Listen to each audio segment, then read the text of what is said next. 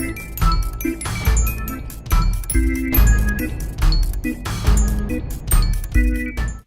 Tinkers, my name's Natalia, and last week you all decided that I should create another Halloween card, and it looks like this. So this card requires that you have a light nearby. You can just use your phone to just play around with the shadows. It's really fun and very easy to create, and I've actually made this before around Valentine's, and that was more romantic than creepy and scary. Now you decide what I should create next week by voting in the card above, and let's begin.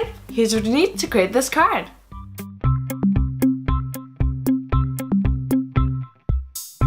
Take your phone and then find an image you like, then increase the brightness of your screen, enlarge the picture, and then take some regular piece of paper and place it right on top, and then sketch around it. And cut it out. Place the stencil on some construction paper and then start sketching around it. And then cut it out. Take your card and then fold it in half. Now you decide where to place your figure in the middle of the card. When you've found the placement, just mark it up so you know where to place it when coming back. We need to create an opening for the figure right here on the middle score, so use your box cutter and your ruler to cut it open.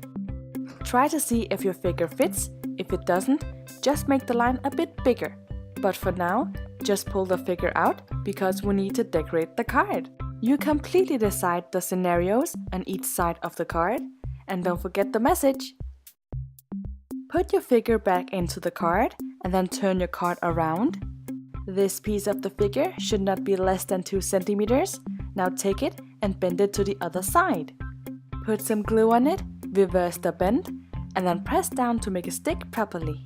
Now put some glue all over the back of it and then attach a back piece with the same measurement right on top.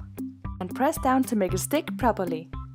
There are so many ways of creating this card with many different figures and scenarios, like this one I made for Valentine's, so just let your imagination loose and get creative.